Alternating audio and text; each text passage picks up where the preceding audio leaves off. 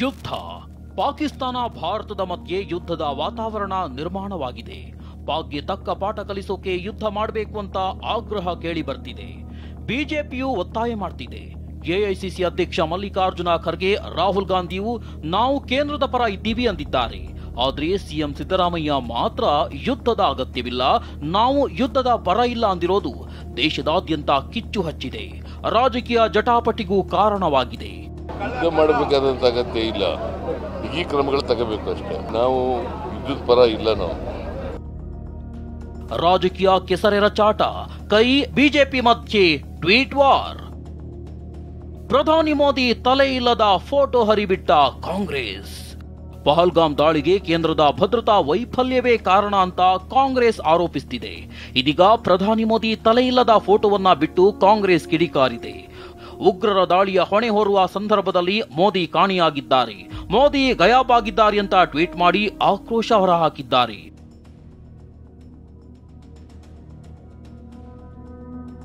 ಕಾಂಗ್ರೆಸ್ ಟ್ವೀಟ್ಗೆ ಬಿಜೆಪಿಯಿಂದಲೂ counter attack. Siddaramaiah Pak ಏಜೆಂಟ್ಗಳೆಂಬ ಫೋಟೋ ರಿಲೀಸ್. ಮೋದಿ ಗಯಾಬ್ ಅನ್ನೋ ಕಾಂಗ್ರೆಸ್ ಟ್ವೀಟ್ಗೆ ಕೌಂಟರ್ ಕೊಟ್ಟ ಬಿಜೆಪಿ. ಸಿಎಂ ಸಿದ್ದರಾಮಯ್ಯ ಸೇರಿದಂತೆ ಕಾಂಗ್ರೆಸ್ ನಾಯಕರು ಪಾಕ್ ಏಜೆಂಟ್ ಎಂದು ಪ್ರತಿ ಟ್ವೀಟ್ ಮಾಡಲಾಗಿದೆ. ಕಾಂಗ್ರೆಸ್ ಕಾ ಹಾತ್ ಪಾಕ್ ಕಾ ಸಾಥ್ ಎಂದು ಕಿಡಿಕಾರಲಾಗಿದೆ. ಇನ್ನು ಭದ್ರತಾ ಲೋಪ ಮತ್ತು ಸರ್ವಪಕ್ಷ ಸಭೆಯಲ್ಲಿ ಮೋದಿ ಭಾಗಿಯಾಗದಿರೋದನ್ನೇ ಕಾಂಗ್ರೆಸ್ಗೆ ಅಸ್ತ್ರ ಸಿಕ್ಕಂತಾಗಿದೆ.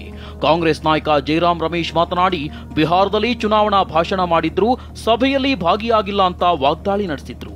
अफसोस के साथ कहना पड़ता है कि सर्वदलीय बैठक में प्रधानमंत्री नहीं थे, पर वो सऊदी अरेबिया से आए और एकदम चुनावी भाषण देने के लिए बिहार पहुंच गए. और अभी अभी मैंने पढ़ा है कि 4 तारीख को वापस बिहार जा रहे हैं. कभी कभी पार्लियामेंट में भी आना चाहिए उनको, लोकसभा और राज्यसभा में. और ये विशेष सत्र, ये जो संवेदनशील समय है, संकट का समय है, पीड़ा का समय है, लोग पीड़ित हैं, चिंतित हैं, तो सर्वोपरि संस्था जो हमारे देश में है वो पार्लियामेंट ही है.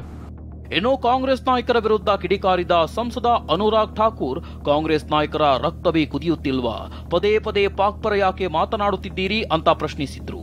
कांग्रेस और कुछ विपक्षी दलों की क्या मजबूरी है कि पाकिस्तान के बोल बोलने जरूरी है, पाकिस्तान का समर्थन करना जरूरी है? क्या उनको भारत के लोगों का खून बहता, इस पर उनका खून खौलता नहीं है? क्या पाकिस्तान से बदला लेने का उनका दिल करता नहीं है? क्यों पाकिस्तान के बोल बोलते हैं? तो आज वो कहते नहीं, पाकिस्तान की बात मान लो कि उन्होंने हमला नहीं किया. ಯುದ್ಧ ಅನಿವಾರ್ಯ ಅಲ್ಲ ಅಂದಿದ್ದ ಸಿದ್ದರಾಮಯ್ಯ ಹೇಳಿಕೆಗೆ ಸಚಿವರು ಪ್ರತಿಕ್ರಿಯೆ ನೀಡಿದ್ದು, ಯುದ್ಧ ಆಗಬೇಕು ಅಂತ ಎಂಬಿ ಪಾಟೀಲ್ ಹೇಳಿದ್ದಾರೆ. ಶಿವರಾಜ್ ತಂಗಡಗಿ ಕೇಂದ್ರದ ಭದ್ರತಾ ವೈಫಲ್ಯವೇ ಕಾರಣ ಅಂತ ಗುಡುಗಿದ್ದಾರೆ. ಅವರು ನೋಡಿ ಯಾವ ಅರ್ಥದಲ್ಲಿ ಅವರು ಹೇಳಿದ್ದಾರೆ. ಇವತ್ತು ಯುದ್ಧ ಅಂದಮೇಲೆ ಒಂದು ದಿವಸ ಎರಡೂ ಕಡೆ ಒಂದು ದಿವಸ ಹಾನಿ ಆಗ್ತದೆ. ಇದರರ್ಥ ಯುದ್ಧ ಮಾಡೋದು ಬೇಡ, ಯುದ್ಧ ಮಾಡಲೇಬೇಕು. ಇವ್ರು ಪಾಕಿಸ್ತಾನವ್ರನ್ನ ನಾವು ಇವ್ರನ್ನ ಹತ್ತಿಕ್ಕಲೇಬೇಕು, ಇವ್ರನ್ನ ವೈಪೌಟೇ ಮಾಡಬೇಕು ಇವ್ರನ್ನ. ಆದರೆ ಇವತ್ತು ದಿವಸ ಎರಡೂ ಕಡೆ ಹಾನಿ ಆಗ್ತದೆ, ಯುದ್ಧ ಸೊಲ್ಯೂಷನ್ ಅಲ್ಲ ಅಂತ ಉದ್ದೇಶದಿಂದ ಅವರು ಒಂದು ರೀತಿಯಿಂದ ಹೇಳಿದ್ದಾರೆ. ಯಾಕಂದ್ರೆ ಅವರು ಒಂದು ನ್ಯೂಕ್ಲಿಯರ್ ಸ್ಟೇಟ್ ಇದ್ದಾರೆ, ಅವ್ರ ಹತ್ರ ನ್ಯೂಕ್ಲಿಯರ್ ಇದು ಇದೆ.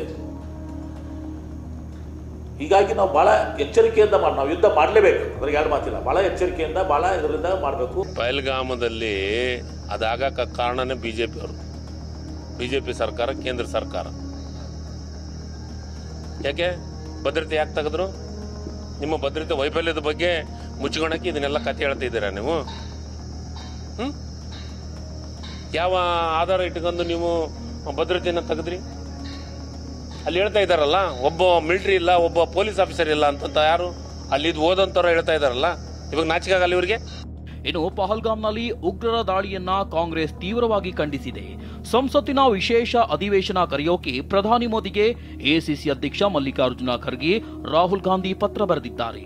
ತುರ್ತಾಗಿ ಸಂಸತ್ ವಿಶೇಷ ಅಧಿವೇಶನ ಕರೆಯೋಕೆ ಒತ್ತಾಯ ಮಾಡಿದ್ದಾರೆ. ಇಂತಹ ಕಠಿಣ ಸಮಯದಲ್ಲಿ ಭಾರತ ಒಗ್ಗಟ್ಟು ಪ್ರದರ್ಶಿಸಬೇಕು, ಭಯೋತ್ಪಾದನೆ ವಿರುದ್ಧ ಭಾರತ ಒಗ್ಗಟ್ಟಾಗಿದೆ ಎಂದು ತೋರಿಸಬೇಕು ಅಂತ ಪತ್ರದಲ್ಲಿ ಉಲ್ಲೇಖ ಮಾಡಲಾಗಿದೆ. ಉಗ್ರರ ವಿರುದ್ಧ ಕಠಿಣ ಕ್ರಮ ಕೈಗೊಳ್ಳೋಕೆ ಕೇಂದ್ರ ಸರ್ಕಾರದ ಮಹತ್ವ ಹೆಜ್ಜೆ ಇಡೋಕೆ ನಿರ್ಧಾರ ಮಾಡಿದೆ. ಹೀಗಾಗಿ ನಾಳೆ ಪ್ರಧಾನಿ ನರೇಂದ್ರ ಮೋದಿ ನೇತೃತ್ವದಲ್ಲಿ ಭದ್ರತೆ ಕುರಿತು ಸಂಪುಟ ಸಮಿತಿ ಸಭೆ ನಡೆಯಲಿದೆ. Bureau report, TV9.